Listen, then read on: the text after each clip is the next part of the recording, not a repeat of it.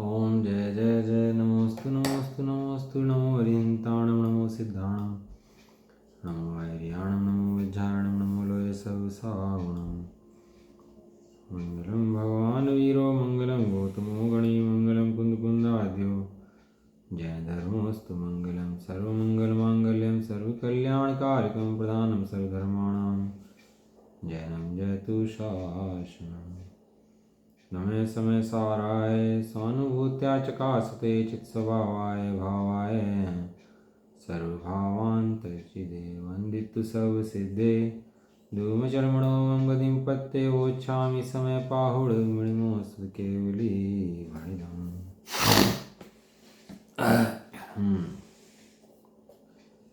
श्री समय सारी ग्रंथ निर्जराधिकार गाथा नंबर 204 हो गई थी और इसके अंदर अब कलश चलेंगे 141 और 142 है ना, निकाल लेते हैं एक मिनट। 141 141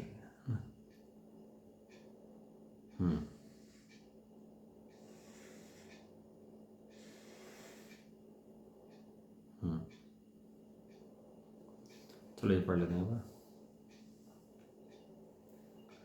अच्छा अच्छा स्वमुच्छलन्ति यदि मां संवेदन व्यक्तयो निष्पीताखिल भावमण्डल रस प्राग्भारमत्ताय यस्मा भिन्न रस शेष भगवान एकोपने की भवन वल्गत्युत्कलिकाभिरद्बुधनिधि चैतन्य रत ना करे। आइए आचार्य देव देखो ज्ञान की महिमा करते हैं और इसी अर्थ का कलशरूप काव्य कहते हैं।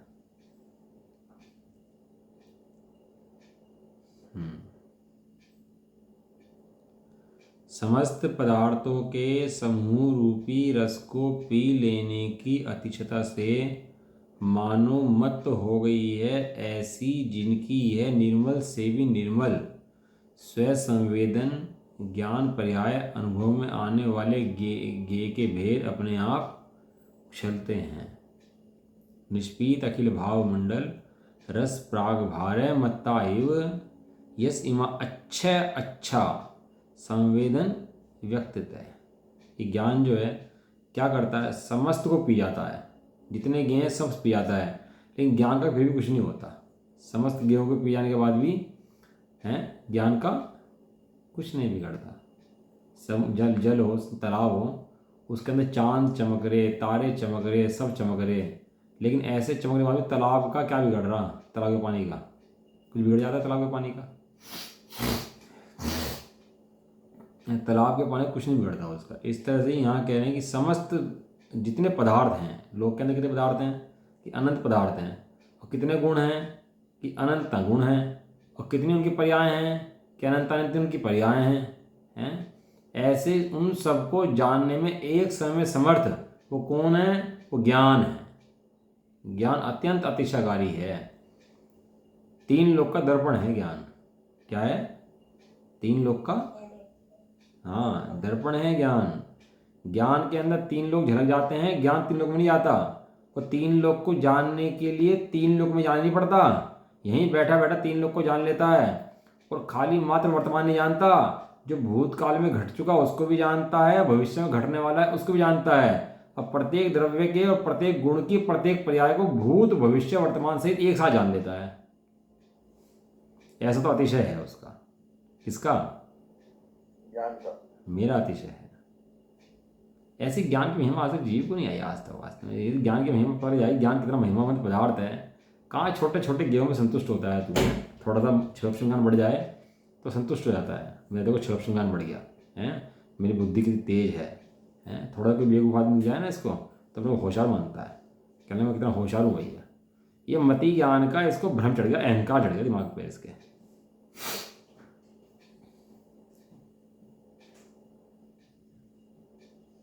इस अज्ञानी का सारा ज्ञान अज्ञान पी गया है।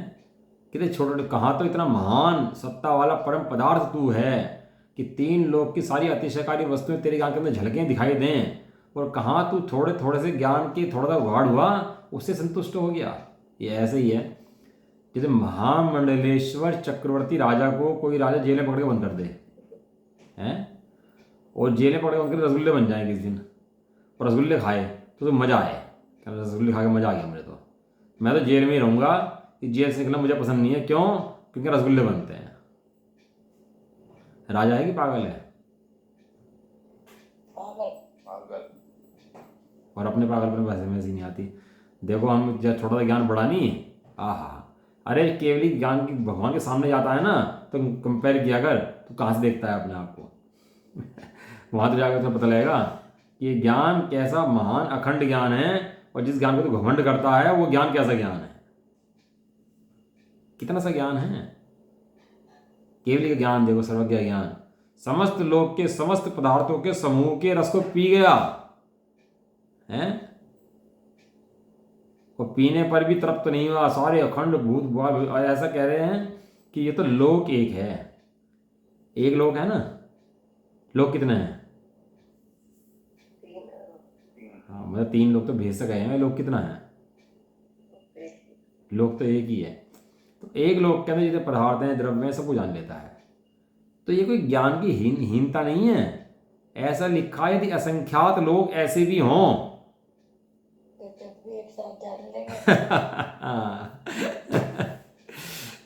असंख्यात ऐसे लोग और ला दो उसके सामने, तो उनको भी जान लेगा। और जानने में कोई बाधा, कि जानने के अंदर कोई बाधा नहीं, सीमा नहीं है उसकी, असीमित है, असीमित जान लेता है। कहाँ हम तो थोड़ा सा बहुत ज्ञान में, 5 इंद्रिय ज्ञान के अंदर ज्ञान बढ़ गया, थोड़ा सा आँख कम होगी, तेज होगी, कान सुनने की शक्ति तेज होगी, तो उसी में अहंकार करते फूले फिरते हैं। और 4 ज्ञान के गधारी गणधर देव भगवान के चरणों में बैठे कहते हैं कि हे भगवान, मैं अत्यंत अल्पमतिहीन हूँ, आपके केवल ज्ञान के आगे मैं नगण्य हूँ, तुच्छ हूँ। कौन कहते हैं बात? 4 ज्ञान के मति श्रुत अवधि मन परे ज्ञान के धारी हैं। दूसरे के मन की बात जान लें, दूसरे क्षेत्र की वस्तु जान लें, सब जान लें, लेकिन केवल ज्ञान के सामने क्या है? सब तो गौण है, नगण्य है। और केवल ज्ञान कहाँ से आता है? अपने ज्ञान स्वभाव में आता है। तो जिस केवल ज्ञान की कितनी महिमा है, तो उस ज्ञान की कितनी महिमा होगी? जिस पटरानी की नौकरानी के गले के हार के एक मोती की कीमत इतनी हो कि बड़े बड़े देश बिक जाएं, तो उस हार की कीमत कितनी होगी? उस हार की कीमत कितनी, तो रानी की, उस पटरानी की, उस नौकरानी की कीमत कितनी होगी? नौकरानी की कीमत कितनी, पटरानी की कीमत कितनी होगी?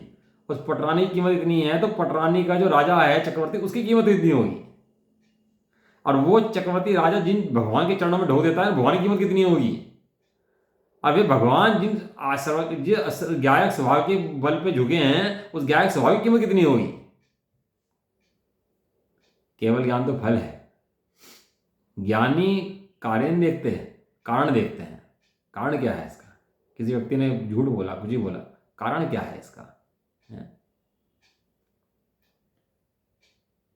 ऐसा अतिशय ज्ञान, अतिशयवंत महान पदार्थ ऐसे स्वरूप सत्ता को न जानता हुआ ज्ञान गेव में मुग्ध हो जाता है, हीन हो जाता है, हे हो जाता है। अभी वर्तमान में पूर्ण हूं, कोई वर्तमान में कुछ पूरा करना पड़े ऐसा नहीं हूं, वर्तमान में परिपूर्ण तत्व हूं। 3 लोग को जानने में नहीं आ रहा भाई।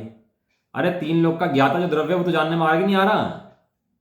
नहीं, 3 लोग जानने में आएगा, 3 लोग भी जानने में आएगा, चिंता मत कर, फिक्र मत कर। और उससे दूसरी बात, 3 लोग को जानने से तेरा कुछ लाभ नहीं है। 3 लोग जानने में आ जाए तो मुझे फायदा थोड़ा बहुत। अरे मैं मेरे जानने में आ जाऊं, इसका फायदा है। और मैं मेरे को नहीं जानता, ये हानि है।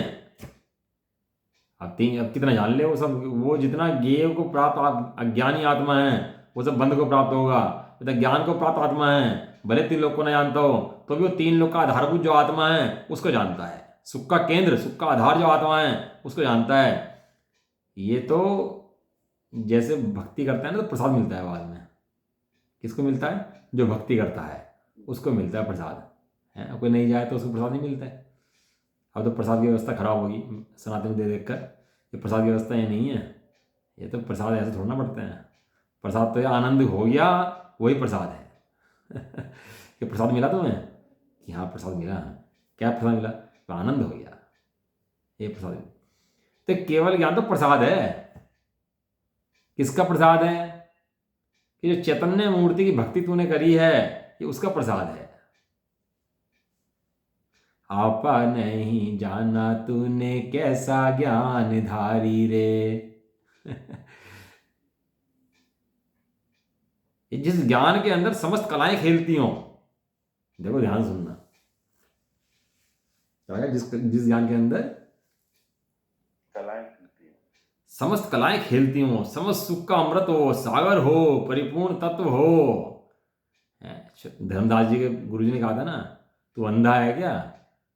जो जानने में भगवान आ रहा है, तो भगवान को तो जानता नहीं, और बाहर प्रतिमा को देख के कहता है भगवान को जानता हूं। तो भगवान को जानता ही नहीं जानता। अरे तेरा सहज भगवान स्वरूप जानने में आ रहा है तो उसे नहीं जानता। कर्म के उदय होते हैं ना, बहुत प्रकार के आते हैं, बहुत विभिन्न उदय प्रणामों की जाति असंख्यात है। किसी की कैसी, किसी की कैसी, और बदलती रहती है। वो कषाय के परिणाम हो जाते हैं बहुत प्रकार के, और ऐसे तीर तीर हो जाते हैं कि सोच नहीं सकता कोई। बताओ, वो रुद्र की उत्पत्ति में वो मुनि और आर्य का भावलिंगी सन दोनों के दोनों, तो कैसे परिणाम होते हैं? कोई सोच सकता है? उदय परिणाम की जाति इतनी स्ट्रीम पे जाकर छोड़ा उसको, वहां पर जाकर के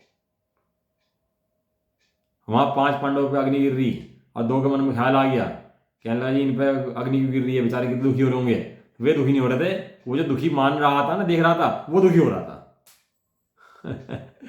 वे तो मोक्ष चले गए जिनके तुम दुखी समझ रहे थे, और ये खुद दुखी बैठा रहा होता होगा। उदय परिणाम जाति बहुत प्रकार की है, अनेक जीवों के अनेक प्रकार के जाते हैं, लेकिन उदय परिणाम से ज्ञान कुछ बिगड़ता नहीं है।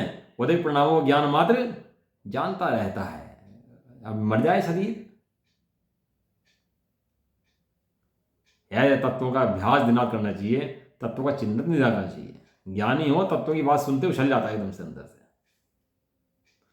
हे भव्य महाउद्यम से जिन तत्वों को जानो, युक्ति से निर्णय कर जो कात्यों सरधानो, जो नहीं जन्मता है और कभी नहीं मरता,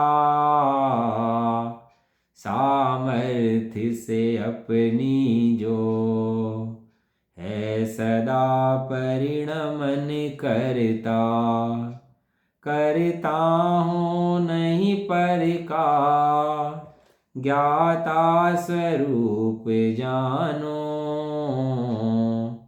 हे भव्य महाउद्यम से जिन तत्वों को जानो। बहुत ज्ञान कर ले, मोक्ष कारण नहीं है, लेकिन तत्वों का थोड़ा सा ज्ञान मोक्ष कारण है। तत्व मूढ़ जो है, शास्त्र पाठी भी मूढ़ है जो निज तत्व अजान। इसलिए कहा 7 तत्वों का अभ्यास प्रतिक्षण करो रे, जबकि प्रत्येक दुख को क्षण में हरो रे। कह रहे हैं ऐसा ज्ञान की महिमा, समस्त पदार्थों का रस पी जाए और अतिशय हो जाए ऐसी, निर्मल से भी निर्मल संवेदन। क्या लिखा? अच्छा अच्छा, 2 बार दिया, अच्छा अच्छा। कहता है कैसा है? अच्छा है। अच्छा माने बढ़िया है, सुंदर है। और 2 बार कहें भाई साहब बहुत अच्छा है, बहुत अच्छा है। हम तो कोठी बंगले देख के कहते हैं, धन को देख के कहते हैं यश हो जाए, हमारा बच्चा पढ़ जाए, IAS बन जाए, PCS बन जाए, कहते हैं भाई साहब बढ़िया बढ़िया, बहुत बढ़िया है। आचार्य को लगता ही नहीं कुछ बढ़िया है, मुझे लगता है IAS PCS बन गया, जिंदगी ढो बढ़ ली उसने अपनी। अब जिंदगी भर वही करता रहेगा और धर्म से दूर हो जाएगा। अनपढ़ गवाह ज़्यादा अच्छे हैं, निकाले ना रेशो उठा करके। जिनके माँ बाप जो है ना, जो पढ़े लिखे होते हैं, बिना पढ़े लिखे होते हैं, तो माँ बाप किसके बच्चे के पास रहते हैं? पढ़े लिखे के पास, बिना पढ़े लिखे के पास। अच्छा अच्छा, ये अच्छा है, कैसा है? अच्छा है, अच्छा अच्छा है, क्या है? अच्छा है, अच्छे में भी अच्छा है, सर्वोत्कृष्ट है क्या? स्वयं संवेदन व्यक्ति, यद स्वयं उछलंती, आपने आप उछलती है। कोई उछालता है इसको, इस स्वयं संवेदन व्यक्ति को? कोई नहीं उछालता। कैसे उछलती है? समय उछलती है। कब उछलती है? कब उछलती है? स्वयं संवेदन में उछलती है। ऐसा नहीं कोई कहे कि भैया मेरे तो मिथस्टिक है, मेरे तो छल रही है भैया, कोई बात नहीं। ऐसा नहीं, आनंद में आता हुआ, उपासित होता हुआ आत्मा, आनंद भोगता हुआ आत्मा, क्या होती है उसकी? अब उसे उछालनी नहीं पड़ती आनंद, आनंद लाना नहीं पड़ता। वो क्या होता है? आनंद अपने आप उसका सहज आता है। क्यों? क्योंकि सुख का सागर कौन है? वो आत्मा यहां विराजमान है। सैष भगवान अद्भुत निधि, चैतन्य चमत्कार है। क्या मतलब? आचार्य देखो, शब्द देखो, सैष, सैष माने वह, पहले कहा वह, फिर कहा यह।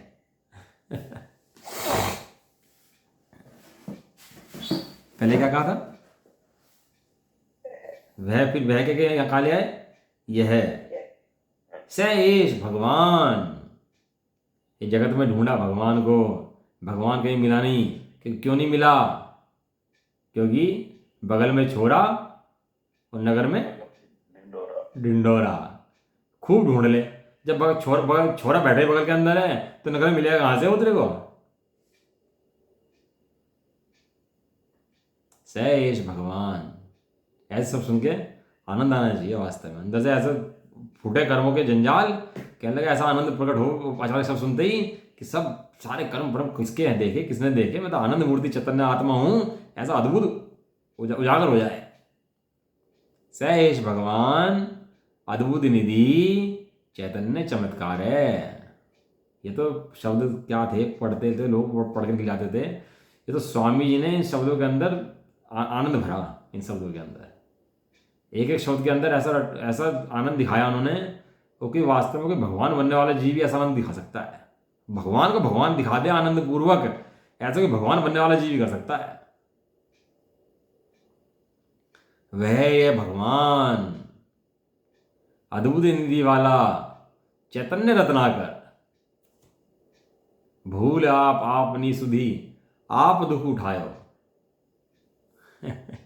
जो सुख चाल, जो सुख चाल है ना भजन, जो सुख चाल भूल नल नी लटकायो।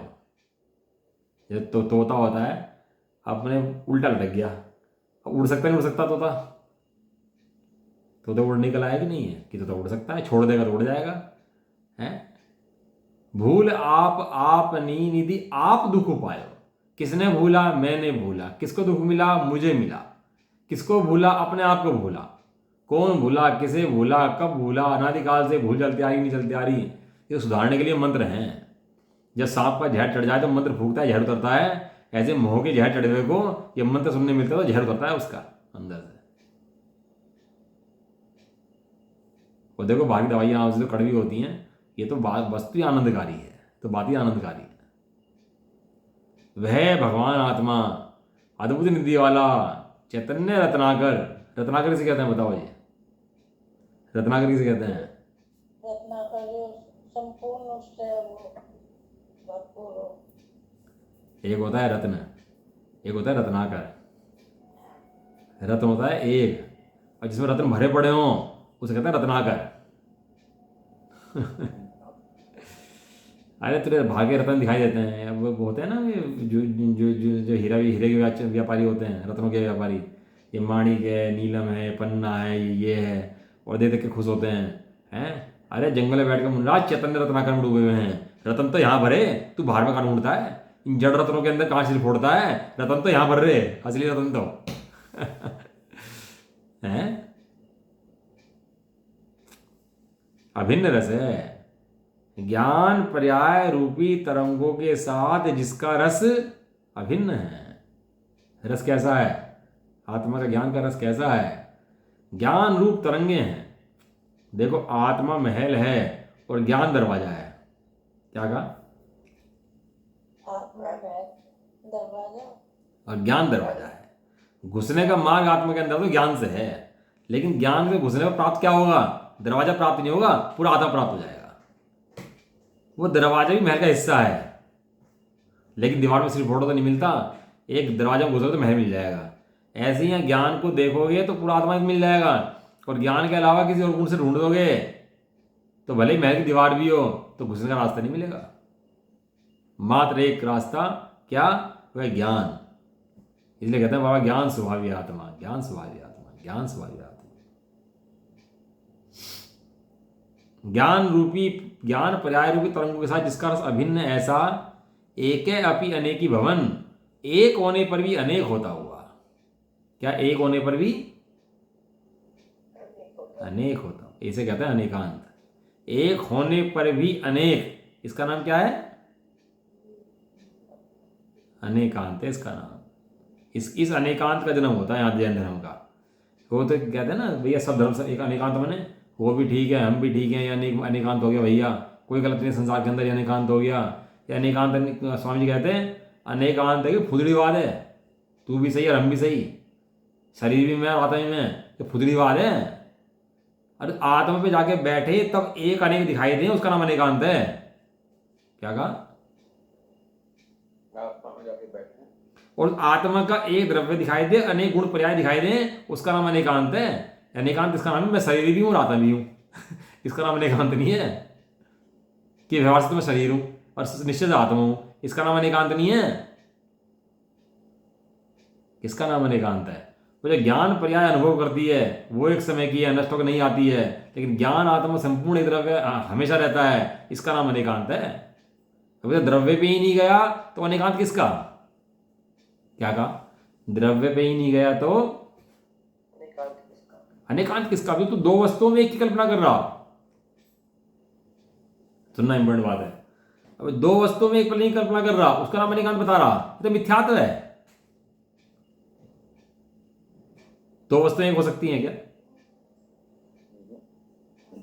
अब तो दो वस्तु में अनेकांत घटा रहा, धर्म घटा रहा उसके अंदर, तो धर्म कैसे घट जाएगा दो वस्तुओं के अंदर?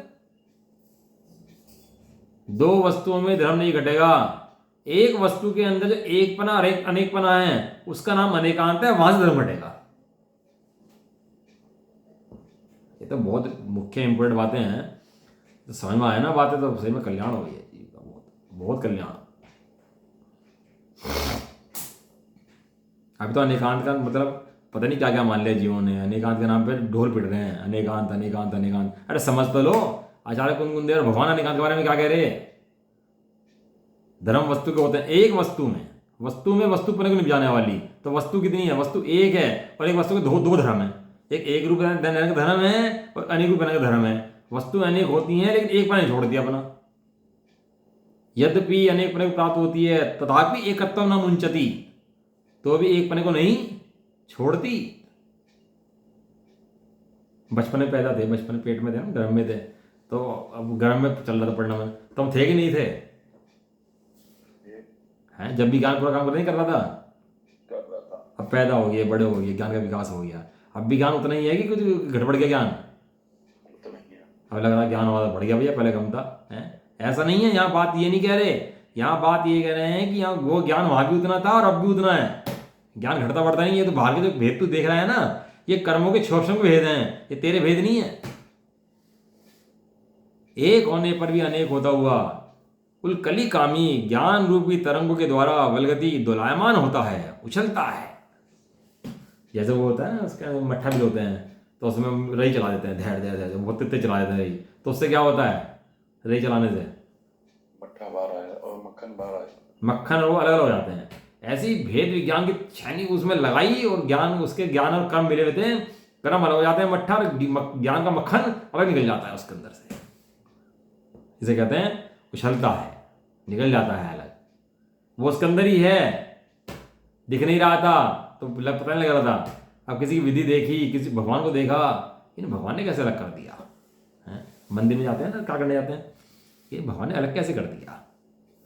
तो वहां देखी विधि, भगवान ने अलग कर दिया, तो इसका मतलब मैं भी अलग कर सकता हूं, वही विधि। फिर वो ताकि उत्तम क्षमा पे अचंबा मोनो आवे, किस विधि की ने कर्म चकचूर कर्मों को चूरा चूरा कर दिया है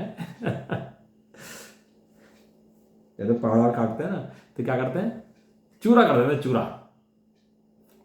ऐसे यहाँ क्या कर दिया कर्मों का उन्होंने, चकनाचूर कर दिया।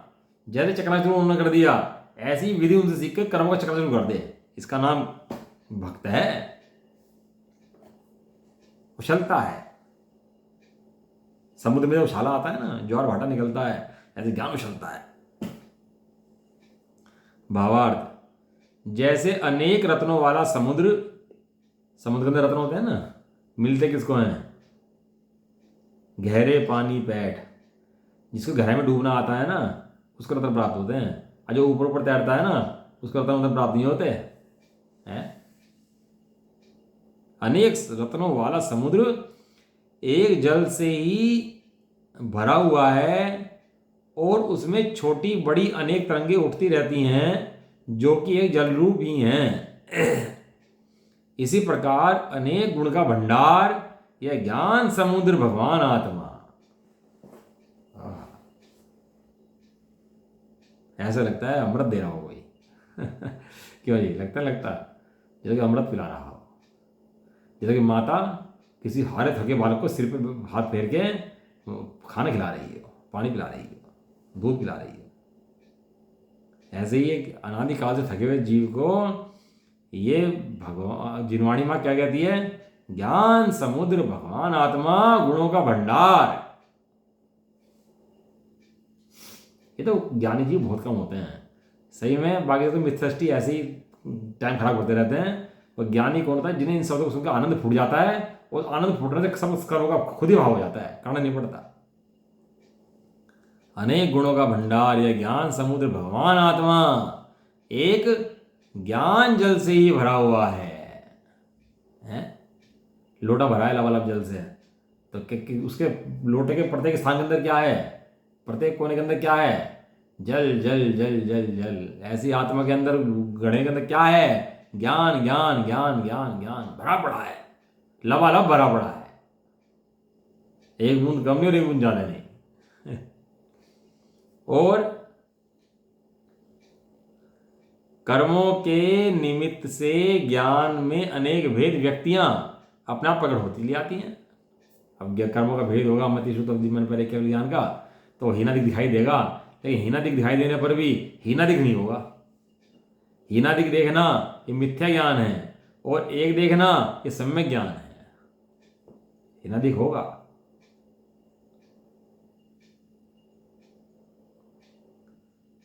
कह रहे हैं उन्हें ज्ञान रूपी जानना चाहिए। जितनी व्यक्तियां हैं कर्मों के उदय की, जितने भी उदय आ रहे हैं उनसे सब किसके हैं, तो ज्ञान है। अब पर्दे के ऊपर पानी चल जाए, कि आग लग जाए, हैं कि लड़ाई हो जाए, कि खून बह जाए, पर्दे को क्या फर्क पड़ रहा, बताओ पर्दे पे क्या फर्क पड़ रहा।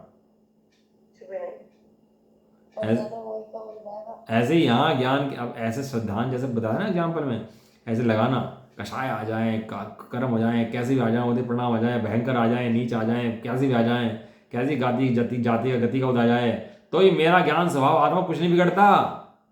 जैसे पर्दा कुछ नहीं बिगड़ता, ऐसे मेरा भी कुछ नहीं बिगड़ता। उन्हें ज्ञान रूप अनुभव करना चाहिए, खंड खंड रूप से अनुभव नहीं करना चाहिए, क्योंकि ज्ञान खंड खंड नहीं है, ज्ञान एक अखंड चैतन्य मूर्ति है। अब इसी बात को विशेष करते हैं, क्योंकि बात को विशेष क्यों करते हैं, बात तो यही है ना भाई, इसके अलावा कोई बात तो नहीं है। अब शादी घर में, शादी की बात होगी, मरने की बात होगी, अर्थी की बात होगी, कि डोली और उसकी बात होगी, घोड़े की बात होगी।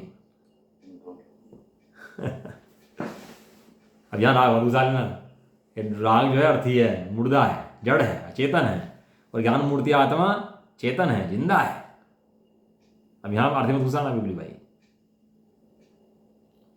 आचार्य देव को बार बार उसी को दृढ़ करते हैं, उसी को दृढ़ करते हैं, उसी बात को दृढ़ करते हैं, बारम्बार एक बात को दृढ़ जा रहे। बात ये है ना भाई, इसके अलावा दूसरी बात ही तो नहीं है। कि क्लेशचन्तां समेव दुष्करतरैर्मोक्षोन्मुखे कर्मभिः क्लिश्चन्तां च परे महाव्रततपो भारेण भग्नाश्चिरं साक्षान् मोक्षैदं निरामपदं स्वसंवेद्यमानं स्वयं ज्ञानं ज्ञानिगुणं विना कथमपि प्राप्तुं क्षमन्ते नहि। 142। स्वाध्याय इसका और बड़ा हो सकता है और खुलासा बहुत हो सकता है, इसका गुठाई बहुत हो सकती है। अब समय सा कलश खोल लो, समय सा नाटक खोल लो।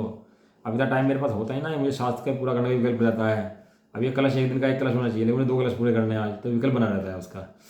तो क्या है कि आप लोग खुद अब घर पे मेहनत करनी पड़ेगी इसके लिए। वे समय सा कलश टीका है और भी किसी का प्रवचन है, खोल के खुद ही इनके ऊपर मेहनत पड़ेगी। और जीवों के बारे में, ज्ञानियों ने क्या कहा है इसके बारे में, जितना ज्ञान लेगा उतना ज्ञान खिलावट आएगी।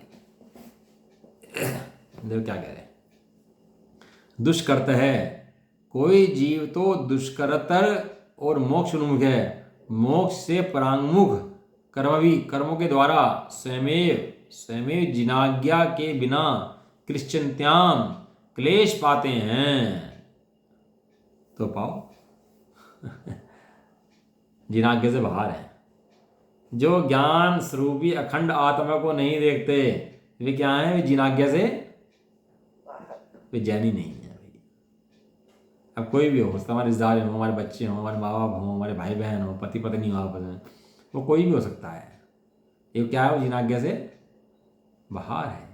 क्यों? जो क्लेश पाए वो जिनाज्ञा वाला जीव नहीं है। निर्भरता है बहुत।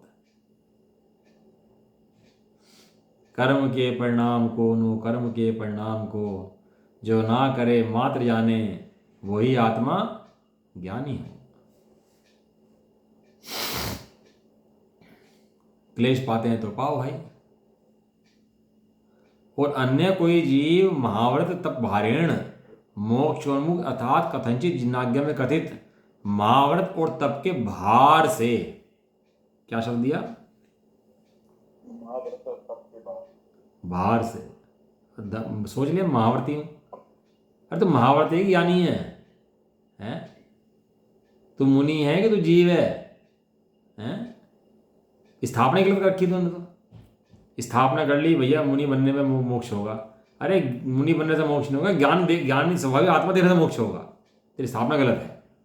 अभी स्थापना सही कर कि भाई बाल उखड़ के दिखाओ, सर्दी में लगने लगे दिखाओ, पता लग जाएगा। हैं किसे कहते हैं मोक्ष वोक्ष, किसे कहते हैं धर्म करना। तेरी स्थापना गलत है अभी।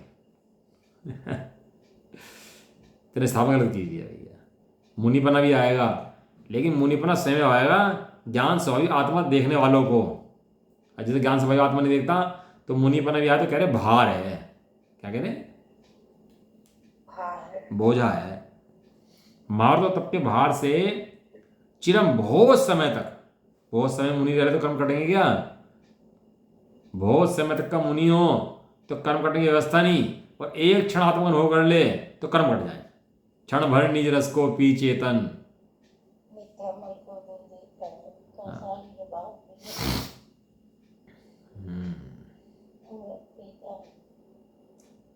बहुत समय तक भग्न होते हुए, भगना माने भग्न होते हुए, दुखी होते हुए। महाव्रत दायी है और आत्मा सुखदायी है। अब बताओ मुनराज महाव्रत को पालना चाहते हैं कि आत्मा निर्मल करके मोक्ष जाना चाहते हैं? गिरते हुए गुण स्थान में महाव्रत हैं। पता है आपको महाव्रत का गुण स्थान कौन सा है? कौन सा गुण स्थान है महाव्रत का? 6, और ऊपर का 7वां 8वां से ऊपर तक के हैं। वे अशुद्धात्मा के, वहां पर महाव्रत नहीं पलते। ऊपर में महाव्रत कब पलते हैं? जब नीचे गिरता तब महाव्रत पलते हैं। तो नीचे की कैटेगरी अच्छी है कि ऊंची कैटेगरी अच्छी है?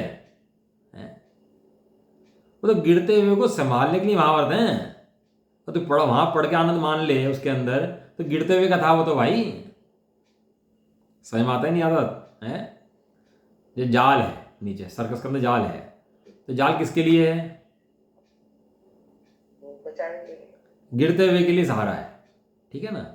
वो जाल पे लेटा रहे कोई कि भैया मुझे तो यही सहारा है बस, अब ऊपर कूदा फांदा ना करे, तो सर्कस चल पाएगा उसका? इस तरह मुनिराज तो शुद्धोपयोग अटकेली करते हैं, झूलते हैं ऊपर, कदाचित गिर जाएं तो महाभारत का जाल बीच में लगा है। महाभारत पाके टिक जाते हैं, लेकिन फिर ऊपर चढ़ जाते हैं दोबारा भाग करके। क्लेश प्राप्त करते हैं तो करो, जैसा वो क्या लिखा था ना ऊपर, कर्म में जीव दुखी होता है तो करो, पाओ दुख, खूब दुख करो, खूब करो। किंतु साक्षात मोक्ष, जो साक्षात मोक्ष स्वरूप है, निरामय पदम, निरामय भाव रोगादि समस्त कलेशों से रहित पद है, भाव नहीं है, भाव नहीं है इसके अंदर। और स्वयं संवेद्यमानम, स्वयं संवेद्यमान है, कोई और अनुभव में आके करा देगा अनुभव आत्मा का, ऐसा नहीं है। क्या है? स्वयं संवेद्यमान है। देखो समय सार जी की बात है, सुबह सुबह नहा धो के बैठा करो कुछ शुद्ध वस्त्रों में, समय सार जी खोल के बैठा करो। ये आनंददायी बात है, ये ऐसी बात है 3 लोगों को किसी को सुनने को नहीं मिल रही, मुझे सुनने को मिली है। तो ऐसे रेडी होकर बैठो, बिल्कुल आग नहा धो के बिल्कुल तैयार होकर के, और 15 मिनट पहले उठ जाओ। इस नींद फिल्म कुछ नहीं रखा, इस नींद में आनंद नहीं है। इस समय सार की बात सुन तो उसमें आनंद है, इनमें कहीं भोगम आनंद नहीं है। सब दुख के केंद्र हैं, सब अपने कुटुंब है, परिवार है, सब दुख के केंद्र हैं। आनंद का केंद्र तो एक चैतन्य मूर्ति आत्मा है। इसलिए सुबह को बैठो, नहा धोगे, मुंह फ्रेश एकदम। सब अब क्या सुनने जा रहे हैं हम? अब अपनी आत्मा का कल्याण करने जा रहे हैं। अब ऐसी बात सुनने जा रहे हैं जो जगत में किसी को सुनने को नहीं मिलती। जैसे कोई मीटिंग होती है ना, कैसे आता है? कोई फटे कपड़ा पहन जाता है, ऐसे नींद में चले जाता है। कैसे आता है मीटिंग में? टाई वाई लगा के रेडी होकर, अलर्ट होकर, दिमाग भी अलर्ट होकर करके बैठता है एकदम। ऐसे यहाँ बिल्कुल एकदम भले सुबह का समय है, लेकिन एकदम अलर्ट होकर बैठा है, बिल्कुल मस्त एकदम। स्वयं संवेद्यमान, ऐसे इस ज्ञान को, इदम ज्ञानम, इदम मने ऐसा यह है। कैसा यह मतलब? आचार्य देव अपना कह रहे, तो अपना चेक कर लो। भाई घर में उनके बट्टे हैं, तो तुम्हारे घर में तुम्हारे बट्टे हैं। वे अपने बट्टा से वजन तोल रहे, तो अपने बट्टा से वजन तोल लो। कोई बट्टा अलग छोड़ना है उनके, हमारे बट्टे तो एक ही हैं। ऐसे इस ज्ञान को, ज्ञान गुणम बिना, ज्ञान गुण के बिना, कथम अपनी किसी प्रकार से प्राप्त नहीं क्षमते, वे प्राप्त नहीं कर सकते हैं। ज्ञान गुण के बिना मतलब ज्ञान गुण की दृष्टि के बिना। ज्ञान गुण तो है, लेकिन ज्ञान गुण के अंदर ज्ञान गुण की दृष्टि नहीं है। बस चैतन्य महल का वासी हो गया है, क्लेश हो गए। भावार्थ, ज्ञान है वह साक्षात मोक्ष है, वह ज्ञान से प्राप्त होता है, अन्य किसी क्रिया कांड से प्राप्त। तब शिला, ये ना, तो शिला, शैल, पहाड़, नदी है, ये मोक्ष के साधन नहीं है कि पहाड़ों में गए, वन में गए, कपड़े ताड़ लिए, जंगल में गए, ये मोक्ष हो जाएगा। नक्की नहीं है। अनंत बार मुनि बन गया इस तरह से। लेकिन ज्ञान की साधना करे तो एकदम नक्की है कि इसका मोक्ष होगा ही होगा। अब नहीं होगा, अगले भव में होगा, और अति निकट होगा। इसे कहते हैं निकट भव्य जीव है।